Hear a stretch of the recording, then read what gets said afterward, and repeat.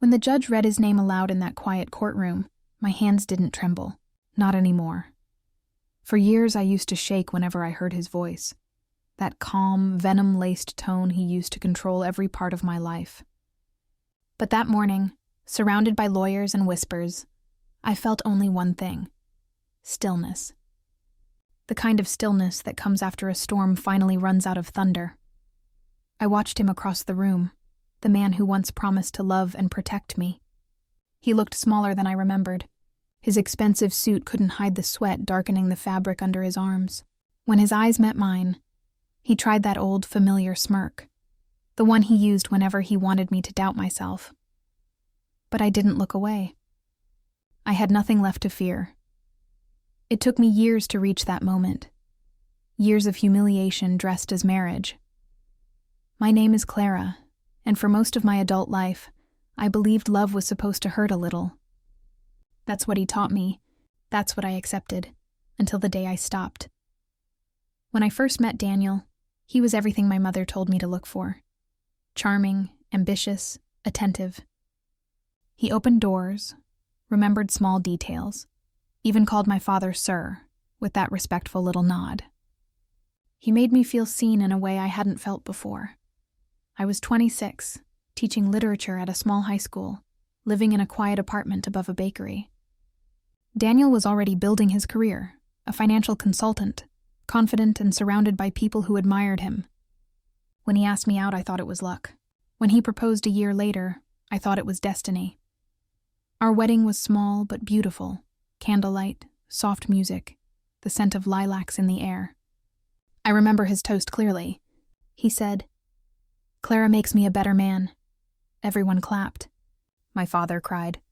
I believed him. The first year of marriage was sweet. At least it seemed that way. Daniel liked things a certain way. His shirts pressed just so. Dinner at 7, no clutter on the counters. I didn't mind. I wanted to please him, but soon small corrections became daily critiques. He started joking about how disorganized I was, how slow I spoke, how my friends were a little too simple-minded. At parties, he'd cut me off mid-sentence, finishing my thoughts for me, then laugh and tell everyone, "She means well." People would chuckle awkwardly, and I'd smile through the sting. When I told him how it made me feel, he'd sigh, touch my cheek, and say, "Clara, you're too sensitive." It's just my sense of humor. That phrase, "you're too sensitive," became his favorite weapon. I learned to keep quiet to keep the peace. 3 years in, we had twins, a boy and a girl, Noah and Grace. They were perfect, the kind of babies who made every sleepless night worth it. For a brief time, Daniel softened. He'd hold Grace and whisper to her. He'd rock Noah to sleep. But as soon as he returned to work, something hardened again. He started staying late, blaming client dinners. He'd come home smelling of whiskey and expensive perfume I didn't wear. When I asked about it, he'd laugh. "You think anyone else would put up with me?" He thought that was humility. I knew it was arrogance. At family gatherings, his words cut sharper.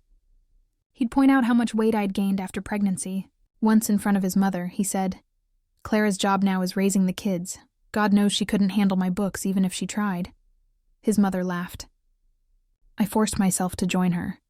I told myself he was just stressed, that he didn't mean it. But somewhere inside, a quiet resentment began to grow roots. The humiliation wasn't always public. Sometimes it was private. Quiet, cruel in small ways. He controlled the money, always claiming it was simpler that way. My debit card would sometimes mysteriously stop working, and he'd shrug, saying, "You must have spent more than you thought." If I wanted to buy something, a new dress, a book, a small gift for the kid, I had to ask.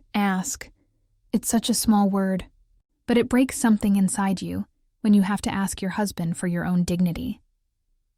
By our 7th anniversary, Daniel had become a man I no longer recognized, or maybe one I finally saw clearly.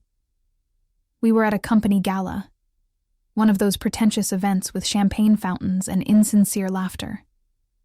I wore a navy gown I'd saved for months to buy. It was modest, elegant, or so I thought. When we arrived, Daniel leaned close and whispered, "Try not to talk too much tonight." "Let me handle the networking." I nodded. Halfway through the evening, one of his colleagues, a young woman in a silver dress, laughed too loudly at his jokes. When she touched his arm, he didn't move away.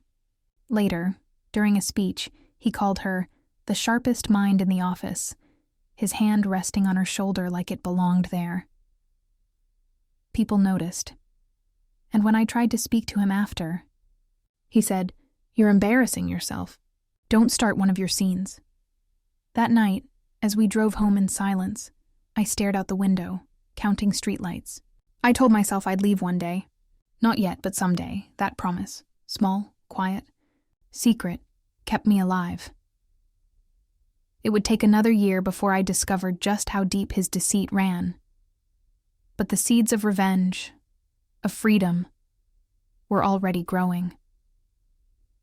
He thought I was weak. He thought I'd never fight back. He forgot that quiet women often remember everything, and I was taking notes. It started with something small, a misplaced document, a slip of paper that didn't belong where it was. I was cleaning Daniel's study one afternoon, the way I always did when the twins were at school. His desk was a monument to control, neat rows of pens, perfectly aligned folders, nothing out of order. But that day, a single envelope lay half-hidden under the corner of his laptop. It wasn't sealed. Inside were 2 receipts, a luxury jewelry store and a 5-star resort by the lake, both dated 2 weekends before, when Daniel had told me he was attending a leadership retreat. At first, my mind refused to connect the dots. Maybe it was for a client. Maybe it was for business. No. There were 2 names written in the hotel's guest registry copy attached to the receipt. Daniel Evans and Julia Hart, the same woman in the silver dress from that gala. I felt my throat close up. I remember sitting down in his leather chair, my fingers trembling so hard I could barely hold the paper. My first thought wasn't anger, it was shame. As if I had done something wrong. As if I had made him stray. That's what years of emotional erosion do to you. They make you question your own reflection. That evening, I didn't confront him. I couldn't. I cooked dinner like usual. Roasted chicken, mashed potatoes, the kind he liked. When he came home, he kissed the top of my head as if nothing had changed.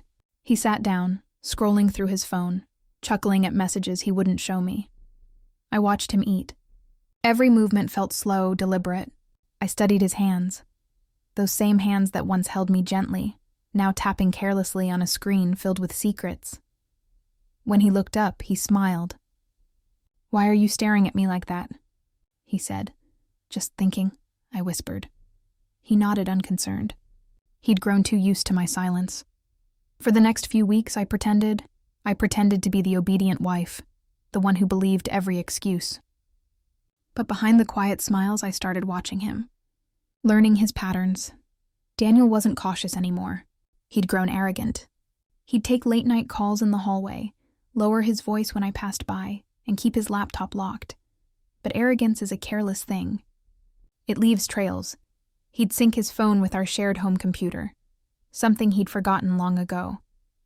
I knew enough about technology to recover deleted messages, and what I found broke me in ways words can't describe. Hundreds of texts. Dozens of photos. Promises whispered in the dark to another woman. The same lines he once told me. He called her his peace, his inspiration, his real partner.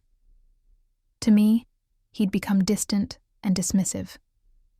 To her, he was tender and alive. I sat there for hours, scrolling through every word, every image. Not to torture myself, but to understand the man I had given everything to. And then I did something I never thought I'd do. I started documenting, screenshots, printouts, notes, dates. I made a folder on my laptop labeled Household Expenses. Inside it, I stored every piece of evidence. He thought I was naive. He didn't know I was building a case.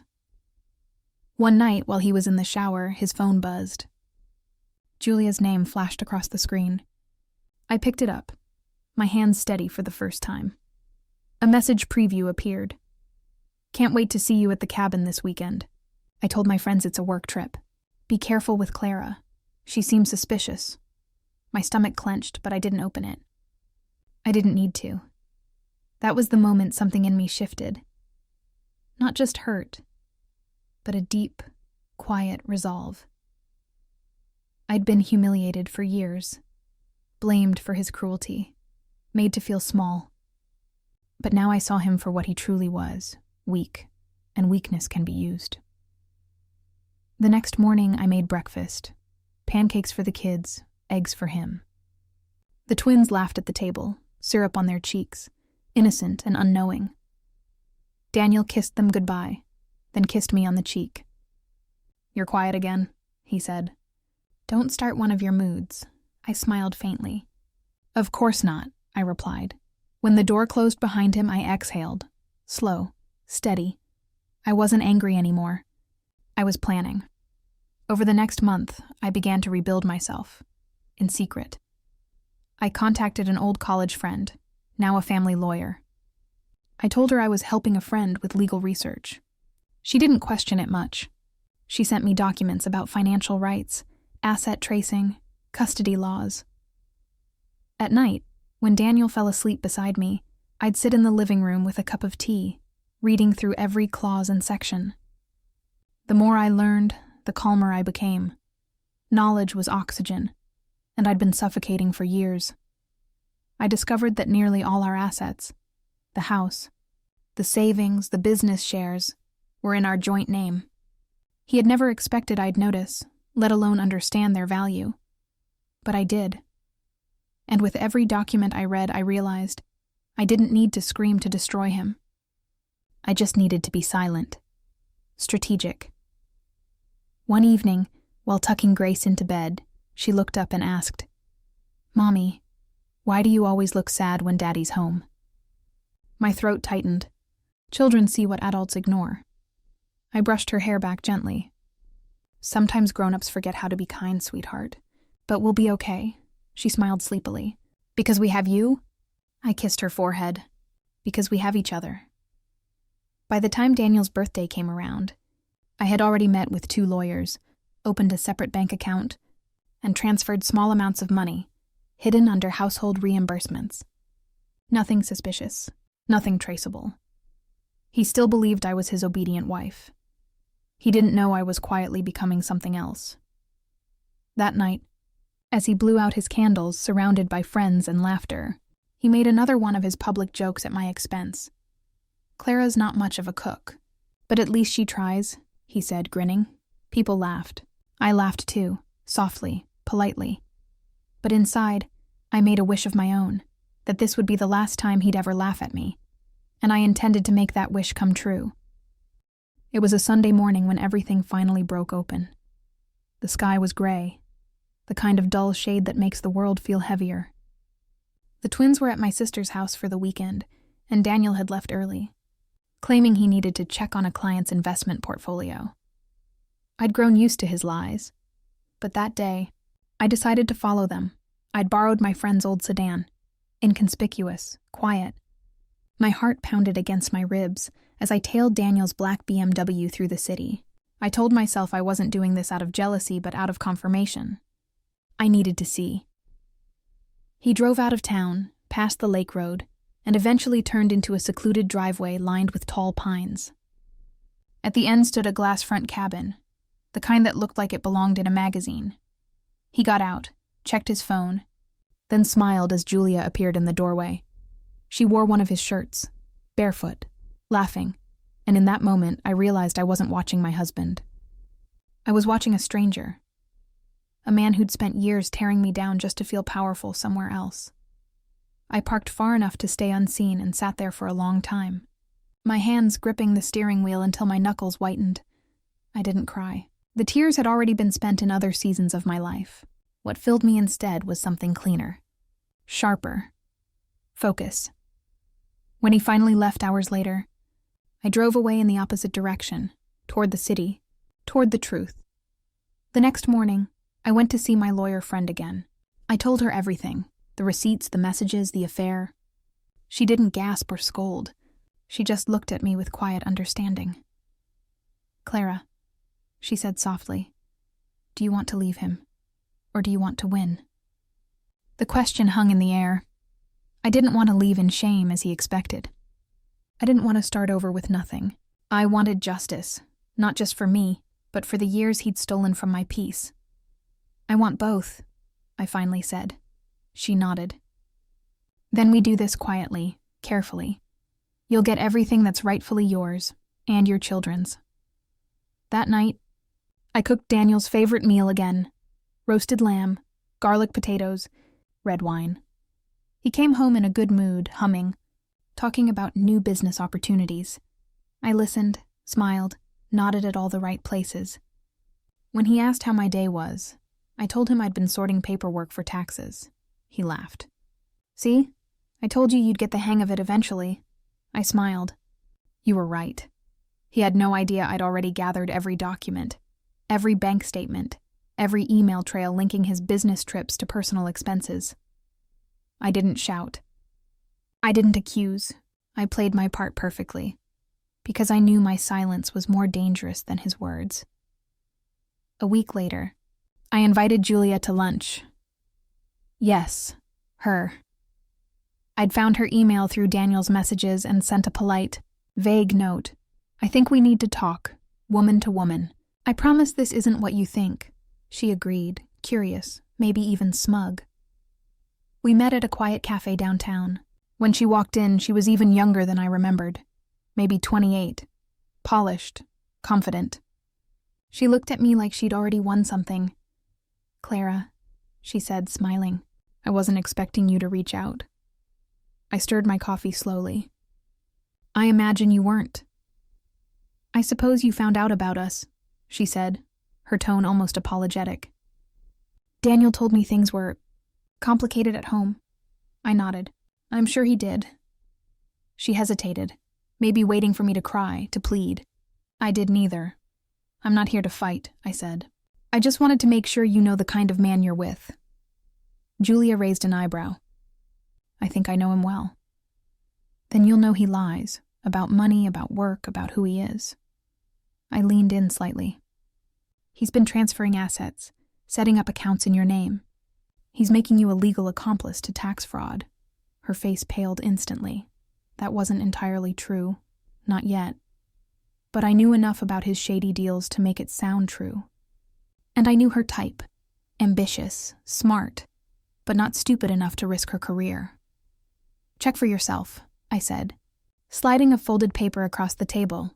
A few real printouts of his transfers, mixed with fake headers I'd prepared. When she opened it, her hands trembled. "What do you want from me?" she whispered. "Nothing," I said softly. "Just to watch how long it takes before you realize he's using you too." I stood up, left a few bills on the table, and walked away. By the time I got home, Daniel's phone was buzzing. I didn't need to read the messages to know what was happening. Julia was unraveling. That night, he came home late. Furious. "Did you talk to Julia?" he demanded. I looked up from my book, feigning surprise. "Julia, your assistant?"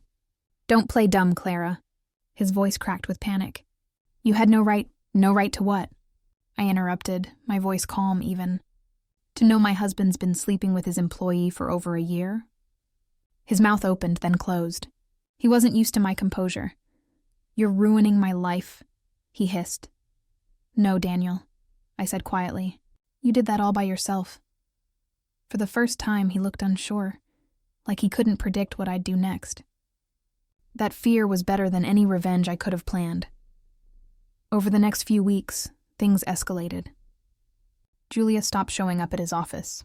Rumors spread among his colleagues. His boss called to question discrepancies in expense reports. And I kept my silence. When he came home angry, slamming doors, shouting about betrayal, I'd simply watch him, detached, calm, unshakable, because I already knew what he didn't.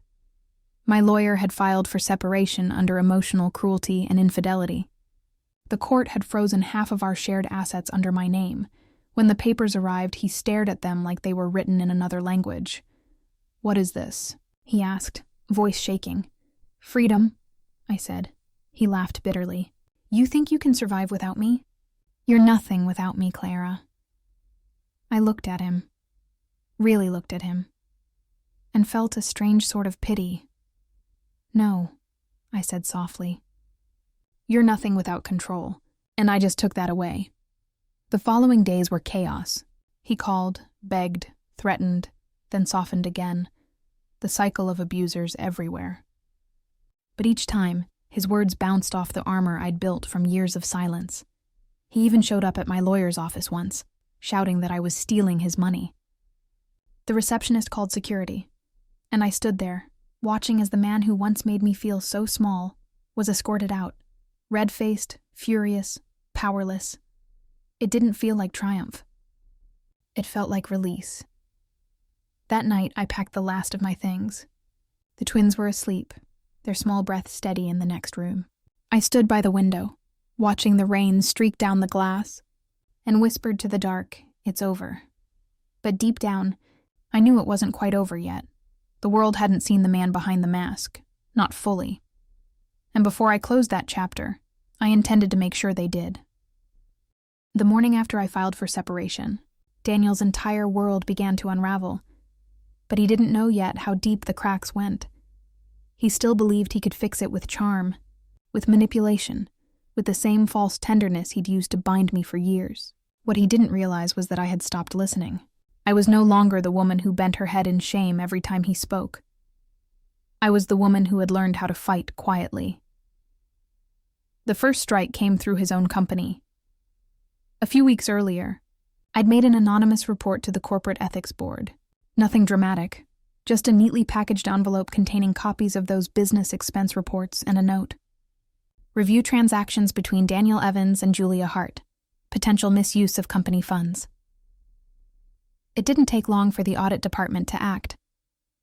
When Daniel arrived at work that morning, his keycard didn't unlock the door. He called me from the parking lot, furious. "They've suspended me," he shouted. "Someone's been spreading lies about my accounts." I didn't even try to hide the calm in my voice. "I'm sure they'll find the truth soon enough," I said softly, then hung up.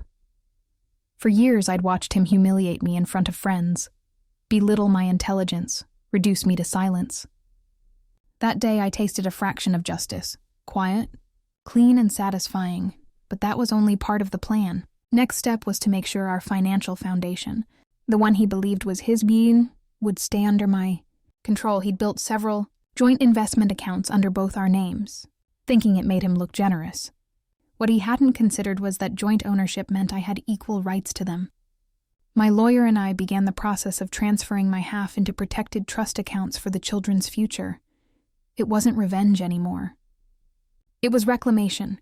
When I told my lawyer to label the trusts under Grace and Noah Evans for education and independence, she smiled knowingly. "You're not just leaving him," she said. "You're building something that outlives him." And she was right.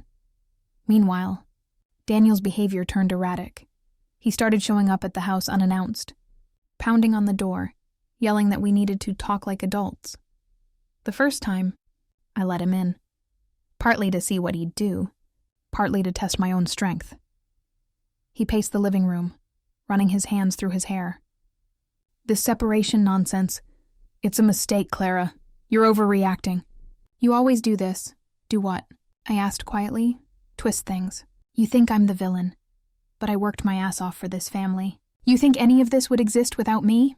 I looked around at the house he was so proud of. The polished furniture, the framed photos, the illusion of perfection. "Yes," I said finally. "It would exist. Because I built it too. You just took the credit." He stopped, eyes narrowing. "Who filled your head with this feminist garbage?" I laughed softly. "Reality did." He glared at me, but he didn't shout again. He was beginning to realize his voice no longer carried the same power. The real turning point came 2 weeks later. During the custody hearing, he had tried to paint me as unstable, emotional, unfit, dependent. His lawyer argued that the children would thrive under Daniel's guidance. But I had brought evidence, recordings of his verbal abuse, screenshots of his late-night threats, witness statements from neighbors who'd heard the arguments he always denied having. When my lawyer played a short audio clip, his voice saying, "You're nothing without me, Clara. You're pathetic." The courtroom went silent. Even the judge looked uncomfortable. Daniel sat there, pale, hands shaking. For the first time, he wasn't in control of the narrative. When the judge ruled in my favor, temporary full custody pending final review, Daniel didn't look at me. He just stared at the table, jaw tight, as if the world had betrayed him. But the truth was simpler. He had betrayed himself. After that hearing, I expected to feel triumphant. Instead, I felt something quieter, peace mixed with sadness. There's no victory in tearing down what you once loved, even when it's necessary. Still, I wasn't done yet. There was one final truth that needed to come to light, not for vengeance, but for closure. Daniel's downfall came from the same place he used to humiliate me, the public eye. He'd always prided himself on reputation, the charming husband, the successful consultant, the generous friend. But beneath that facade was rot, and I intended to let the light in. I didn't start rumors or smear his name. Instead, I told the truth, selectively, calmly, factually. When colleagues reached out, confused about his suspension, I forwarded them the official ethics letter, no commentary attached. When friends asked why we separated, I said simply, "I discovered things I couldn't unsee." Truth doesn't need exaggeration. It only needs air. And once the truth began to circulate, it spread faster than any lie he'd ever told. The next time I saw him in court, he looked like a man aged 10 years in a month. His hair was thinner, his shoulders slumped. He tried to meet my eyes, but I didn't give him that satisfaction. The judge announced the final settlement. Full custody of Grace and Noah to me. Primary residence transferred in my name. Financial assets divided equally, though half of his had already been seized under corporate investigation. When the session ended, he lingered near the doorway, waiting for me to leave first. "I didn't," he finally spoke, voice hoarse. "You destroyed me." I turned to him, calm and steady. "No, Daniel. I just stopped letting you destroy me." He didn't reply. As I walked past, I caught a faint reflection of myself in the glass wall. The same face he once called weak, now unrecognizable even to me. Strong, still, free. In the weeks that followed, I focused on rebuilding life, not revenge, but recovery. I sold the expensive furniture he'd chosen, and replaced it with simpler things that felt like mine. The kids and I painted the walls ourselves. Grace picked yellow for the kitchen. Noah wanted blue for his room. Laughter returned to the house, hesitant at first, then steady. Every now and then, I'd hear a song or smell the cologne Daniel used to wear, and a ghost of the past would pass through me. But it no longer lingered. I learned that freedom isn't loud. It's quiet, like the morning after a long storm. When the world feels washed clean. One evening, months later, I received a letter, unmarked, his handwriting. Inside was a single line. "You got what you wanted." I hope it was worth it. I sat with it for a moment before tearing it in half, because he still didn't understand. It was never about getting what I wanted. It was about getting what I deserved, and for the first time in years, I had it.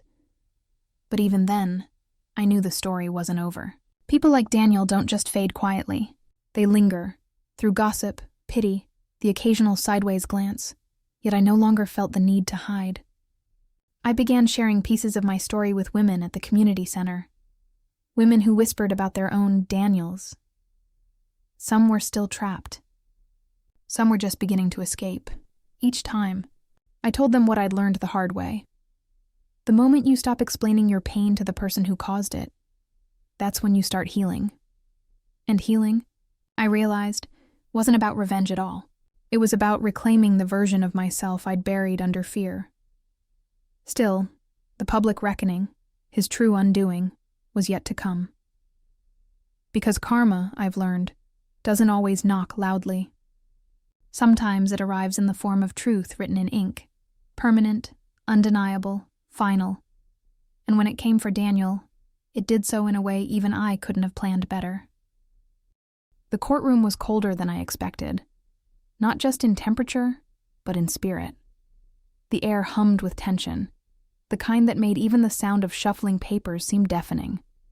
I sat at the plaintiff's table, my hands folded neatly on my lap, a pen between my fingers. Across from me sat Daniel, his lawyer whispering urgently into his ear. He wouldn't look at me, not once. When the judge entered, everyone stood. My legs trembled slightly, but I kept my head high. I'd imagined this moment so many times, not because I wanted revenge, but because I needed to breathe again. Truly breathe. The first few minutes passed in a blur of legal language. But when my lawyer began to speak, her calm, steady voice cut through the fog. "Your Honor," she began, "this case isn't just about finances. It's about emotional abuse, coercion, and betrayal, hidden behind closed doors for years." I felt my throat tighten. Those words, emotional abuse, they were so simple, yet so heavy. They held every sleepless night, every bruised feeling, every silent dinner where I'd stared at my plate wishing I could vanish. Daniel's lawyer countered, his tone smooth and condescending. "My client provided for his wife. There's no evidence of mistreatment. She's retaliating after learning about his relationship with another woman." A soft murmur spread through the courtroom. Relationship. Such a sanitized word for what it really was. Deceit. My lawyer turned to me gently. "Mrs. Carter," she said, "please take the stand." As I walked up, my heartbeat echoed in my ears. I took the oath, sat down, and looked straight ahead. For once, I didn't feel small. She began, "Can you describe what your marriage was like in the years before your separation?" I inhaled deeply, grounding myself in the truth. At first, it was calm, predictable. We built a home, raised 2 children. But over time, Daniel began to change. He'd belittle me in public, little jokes that cut deeper than anyone realized. He'd call me forgetful, lazy, ungrateful. He'd say I wasn't good enough for the life he provided. The judge watched me silently. The courtroom was still. When I found out about his affair, I continued, I wasn't surprised. What hurt wasn't just the betrayal. It was the realization that I'd lost myself trying to keep him happy. Daniel finally looked up then. His eyes met mine, and for a fleeting second, I saw panic. The mask slipping. The man who always believed I'd never dare to speak. My lawyer presented the evidence next. Bank statements showing hidden accounts, emails between Daniel and his mistress, property transfers made in secrecy. One by one, his carefully built facade cracked. Daniel's lawyer tried to object, but the document spoke louder than any defense.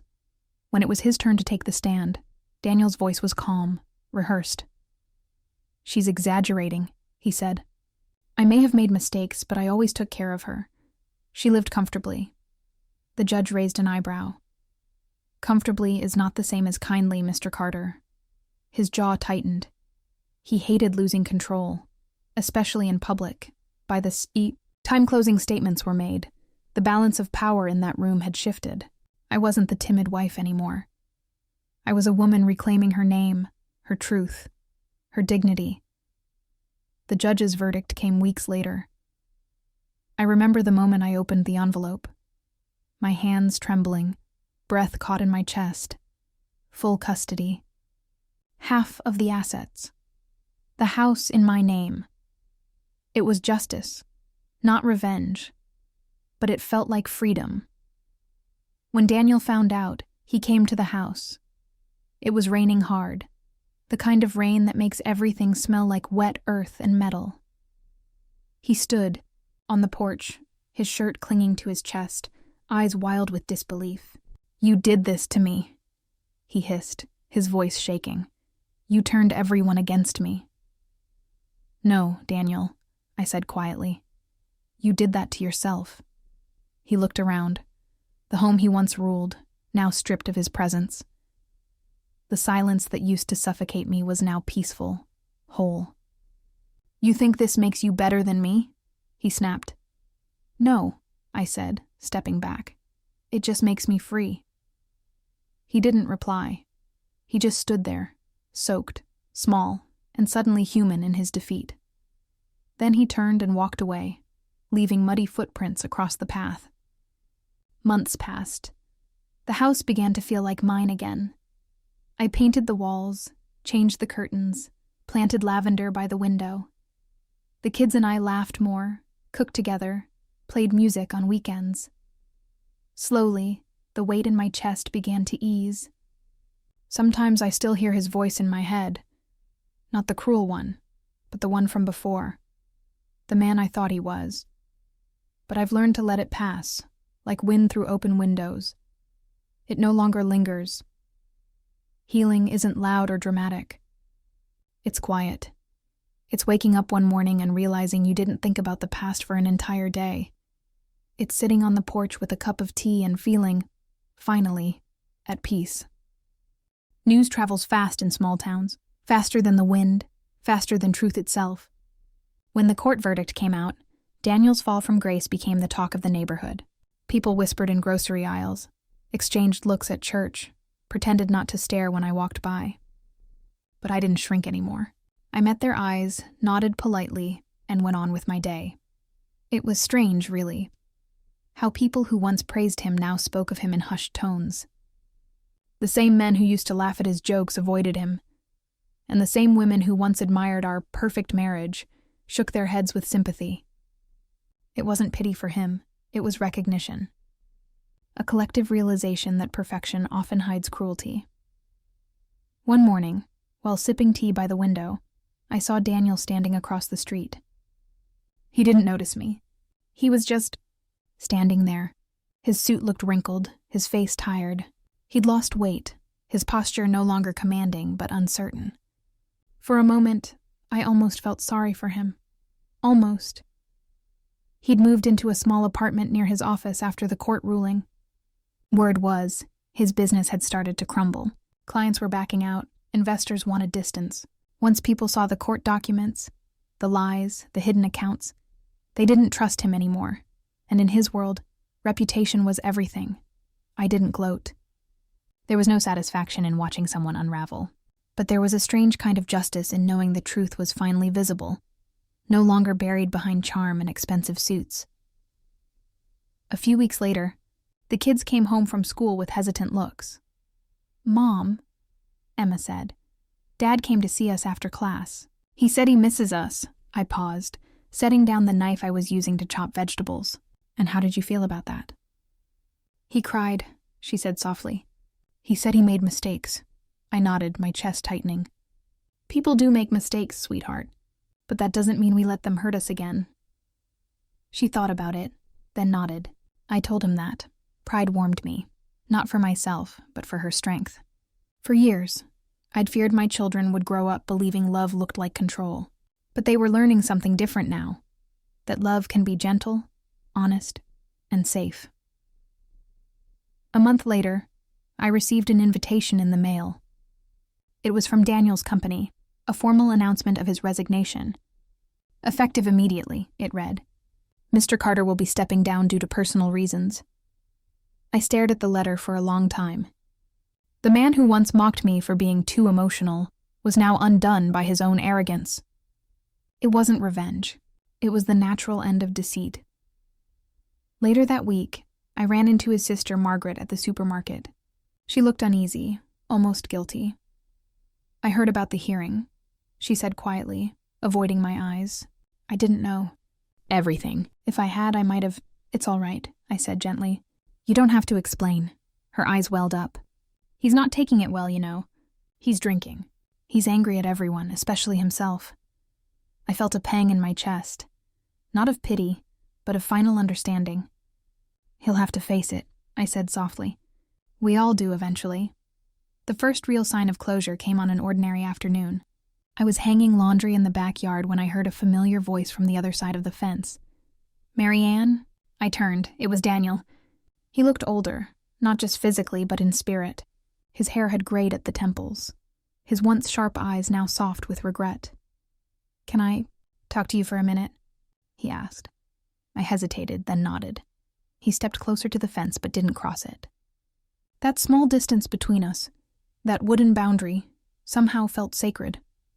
"I wanted to apologize," he said finally, "for everything. For the things I said, the things I did. I don't expect forgiveness. I just needed to say it." For a moment I couldn't speak.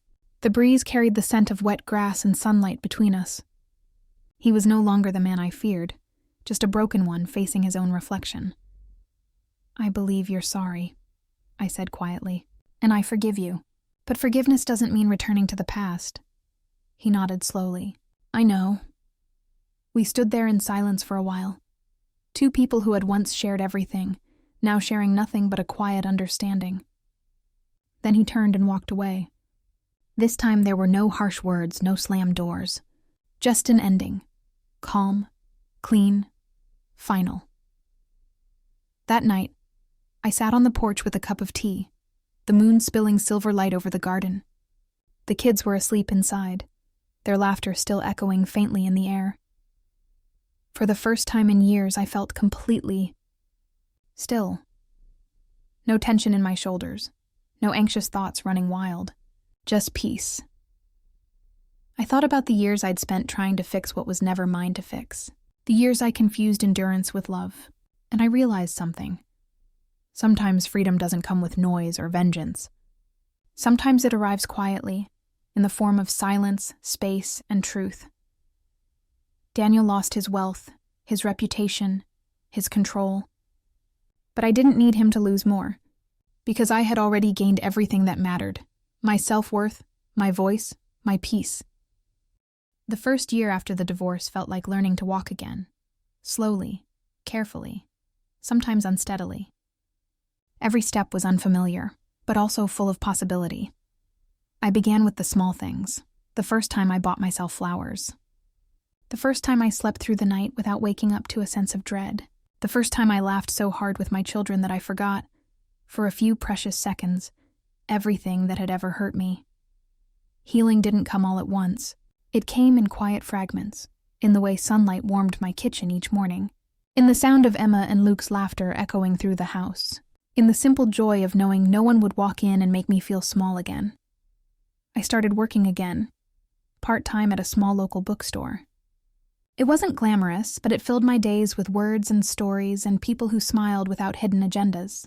There was something profoundly healing about stacking books, hearing the rustle of pages, and recommending novels that spoke of hope and redemption. Sometimes, customers would linger and talk, older women mostly, who'd lived their own quiet wars behind closed doors. We'd share brief, knowing smiles, the kind that said, "I see you. I understand." It made me realize I wasn't alone, that my story wasn't unique. There were so many of us, women who had survived with grace, who had rebuilt from ashes without needing to announce the fire. One morning, while driving Emma to school, she said something that stayed with me. "Mom," she said, watching the rain tap against the window, "you seem happier now. Like you can breathe." I smiled softly. "That's because I can." She nodded, thoughtful beyond her years. "I think Dad's sad, but maybe he needed to be, to understand." Her words struck me, simple, yet true. Sadness can be a mirror. For Daniel, it reflected everything he'd lost. For me, it reflected everything I'd regained. Months passed. Seasons shifted. I found myself enjoying the small rhythms of life again, watering plants, baking on Sundays, reading late into the night. I even started writing. Little journal entries at first, then essays. I wrote about resilience, forgiveness, and what it means to start over when everything you once knew has crumbled. It wasn't long before a local women's group invited me to speak. Me, the woman who once trembled at confrontation. I almost said no, but something inside whispered, "You've lived this story for a reason." The night of the event, I stood before a small audience in a community hall, my palms damp, my heart racing. I began with a simple truth. I thought freedom meant leaving him. But I learned freedom actually meant finding myself again.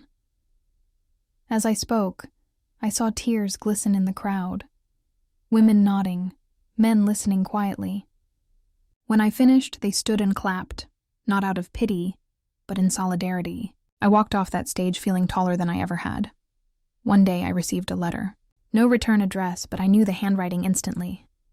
"Marianne," it began, "I saw your name in the paper, that you're helping other women now. I'm proud of you. I wanted to tell you that I've been going to therapy. It's not easy facing the person I was, but I'm trying. I don't expect forgiveness again. I just wanted you to know that I see what I did now, and I'm sorry." For a long time, I sat there, the letter trembling in my hands. I didn't cry. I didn't feel anger, just peace, because it confirmed what I had long hoped, that even broken people can seek the light when they finally stop running from themselves. I folded the letter, tucked it into my journal, and whispered quietly to no one in particular, "I hope you find peace too." Years later, I stood in my garden watching Emma graduate from college. The air smelled of roses and summer rain. Luke was taller than me now, smiling shyly beside his sister. They were everything I'd fought for, not just my children, but two souls who had learned that love should never cost your self-worth. As I watched them laugh together, a gentle realization came over me. I didn't win by taking revenge. I won by reclaiming myself. Daniel had been a chapter, a painful, necessary one. But my story didn't end with him. It began after him. Now, when I tell my story to others, not with bitterness, but with quiet truth, I end it the same way. You can survive being broken. You can rebuild what was stolen. And one day, you'll look in the mirror and see someone stronger, softer, freer than you ever imagined. That's not revenge. That's resurrection. Sometimes when I sit by my window at dusk, the light soft, the air thick with the smell of rain, I think about the woman I used to be, the one who stayed silent to keep the peace, the one who smiled while breaking inside, the one who thought love meant endurance. But now, I understand something I wish I'd known sooner. Peace built on fear is not peace at all. People often ask me if I regret what I did, taking control, walking away, standing my ground. My answer is simple. No, I don't regret reclaiming my life. I regret waiting so long to believe I deserved to. When I lost Daniel, I thought I'd lost everything. But what I truly lost were the chains that kept me small. And in their place, I found strength I didn't know I had. The kind that isn't loud or angry, but steady, calm, and sure of its own worth. Forgiveness didn't come overnight. It came slowly, like dawn breaking after a long storm. And it wasn't for him, it was for me. Because holding on to pain only keeps you tied to the person who caused it. Letting go is how you finally walk free. If you've ever been made to feel invisible, if you've ever been told you're too emotional, too weak, too much, remember this. The way they see you is not your truth. Your worth doesn't depend on anyone's permission to exist. Revenge can destroy, yes. But when done with grace, when it becomes about reclaiming your peace, your dignity, your power, it stops being revenge. It becomes justice. And justice, when it's quiet and earned, is its own kind of beauty. So tonight, if you're listening to my story with tears in your eyes or anger in your chest, I want you to breathe. You are not alone. You are not weak. You are simply waiting to remember who you are. Tell me, would you have done what I did? Would you have stayed or would you have walked away? Let me know in the comments. And if my story found a place in your heart tonight, don't forget to subscribe for more. Because sometimes the stories we share remind us that healing is possible, even after everything.